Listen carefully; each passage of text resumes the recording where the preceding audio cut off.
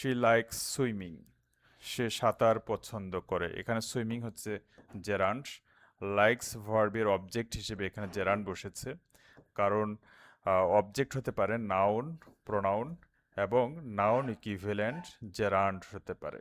আচ্ছা দেখো, আমরা ডাব্লিউএস কোশ্চেন মেক করব।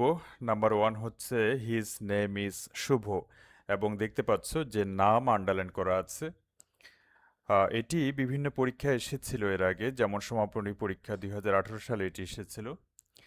তো কারোর নাম অথবা পেশা জানার জন্য আমরা ডাব্লিউএস হোয়াট ব্যবহার করব, যেমন হোয়াটস ইউর নেম। তো যেহেতু এখানে শুভ আন্ডারলাইন করা আছে, হিজ নেম ইজ শুভ, তার নাম হচ্ছে শুভ, তো আমরা জানতে চাচ্ছি যে তার নাম কি। তো আমরা ডাব্লিউএস ইউজ করব হোয়াট। এরপরে এখানে ভার্ব হচ্ছে ইজ, এরপরে subject his name. What is his name. Number 2 হচ্ছে we go to hospital to get treatment. আমরা উই গো টু হসপিটাল, আমরা হসপিটালে যাই, টু গেট ট্রিটমেন্ট, চিকিৎসা পেতে। তো দেখো টু গেট ট্রিটমেন্ট এটা আন্ডারলাইন করা আছে, তো এখানে একটা কারণ বা উদ্দেশ্য আন্ডারলাইন করা আছে। তার মানে আমরা যদি বাংলায় চিন্তা করি যে আমরা কেন হসপিটালে যাই, we go to hospital to get treatment, আমরা চিকিৎসা পেতে হসপিটালে যাই। তার মানে আমরা বাংলায় চিন্তা করতে পারি যে আমরা কেন যাই।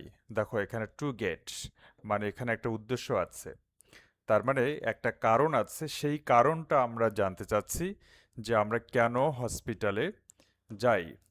তার মানে কারণ জানতে আমরা ব্যবহার করব হোয়াই। দেখো হোয়াই। এরপরে দেখো আমি ডাব্লিউএস ওয়ার্ড লিখেছি, এরপরে হেল্পিং ভার্ব লাগবে। তো দেখো we go, simple present tense. দেখো ভার্ব কিন্তু প্রেজেন্ট ফর্মে আছে এবং সাবজেক্ট যেহেতু উই, তো এখানে হেল্পিং ভার্ব হিসেবে ডু বসবে। হোয়াই ডু, এরপরে সাবজেক্ট হচ্ছে উই, এরপরে ভার্ব হচ্ছে গো, এরপরে টু হসপিটাল, টু হসপিটাল, এবং শেষে অবশ্যই কোশ্চেন মার্ক। দেখো why do we go to hospital, আমরা কেন হসপিটালে যাই, এবং সেটার আনসার হচ্ছে টু গেট ট্রিটমেন্ট, চিকিৎসা পেতে আমরা হসপিটালে যাই। মনে রাখবা যে যে ওয়ার্ড বা ওয়ার্ডসগুলো আন্ডারলাইন করে থাকবে সেটাই হচ্ছে ডাব্লিউএস কোশ্চেনের আনসার। ওকে, নাম্বার 3 হচ্ছে Shahin will go to Sylhet next week. দেখো শাহিন উইল গো, শাহিন যাবে, টু সিলেটে যাবে, নেক্সট উইক মানে পরবর্তী সপ্তাহে শাহিন সিলেটে যাবে।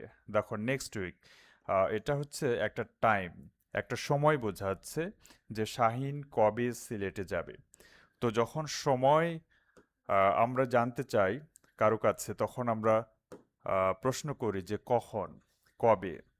দেখো নেক্সট উইক মানে পরবর্তী সপ্তাহে, তার মানে আমরা জানতে চাচ্ছি যে শাহিন কবে সিলেটে যাবে।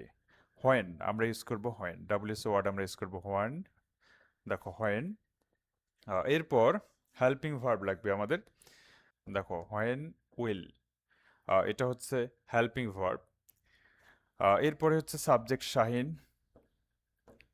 দেখো Shahin, when will Shahin, main verb হচ্ছে গো টু সিলেট,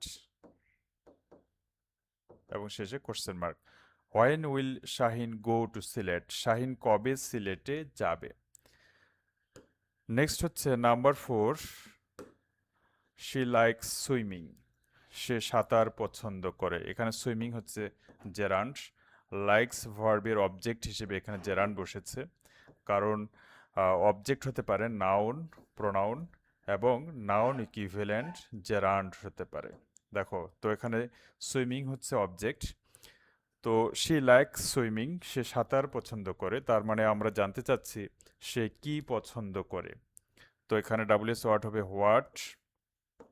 এরপরে দেখো she likes, simple present tense, এবং সাবজেক্ট যেহেতু থার্ড পারসন সিঙ্গুলার নাম্বার, সে কারণে মেইন ভার্বের সাথে এখানে এস যোগ করা হয়েছে। তো এখানে হেল্পিং ভার্ব হিসেবে ডাজ বসবে। সিম্পল প্রেজেন্ট টেন্সে হেল্পিং ভার্ব হিসেবে ডু এবং ডাজ বসে। যদি subject third person singular number হয় সেক্ষেত্রে ডাজ বসে হেল্পিং ভার্ব হিসেবে। তো হোয়াট ডাজ, এরপরে সাবজেক্ট হচ্ছে শি, শি, এরপর হচ্ছে লাইক। এখন আর লাইকস লেখা যাবে না, এখানে যদিও লাইকস আছে, এখন লাইক লিখতে হবে, কারণ ডাজ, ডিড অথবা ডু যখন হেল্পিং ভার্ব হিসেবে বসে তখন মেইন ভার্ব বেস ফর্মে বসে। ওকে, নাম্বার 5 হচ্ছে হি রানস, মানে হচ্ছে সে দৌড়ায়। তো এখন আমরা জানতে চাচ্ছি যে সে কি করে। হি রানস, সে দৌড়ায়, তার মানে আমরা জানতে চাচ্ছি সে কি করে। তো এখানে কি করে বলতে এখানে তার পেশা নয়, তার অ্যাকশনটাকে জানতে চাওয়া হচ্ছে, তার কাজটাকে জানতে চাওয়া হচ্ছে। তার মানে আমরা লিখতে পারি যে হোয়াট, এরপরে হেল্পিং ভার্ব, যেহেতু সাবজেক্টের পরে ভার্বের প্রেজেন্ট ফর্ম এবং ভার্বের সাথে এজ আছে, তার মানে হোয়াট ডাজ। হোয়াট ডাজ, এরপরে সাবজেক্ট হচ্ছে হি, এরপরে এখানে লিখতে হবে যে do, what does he do, সে কি করে।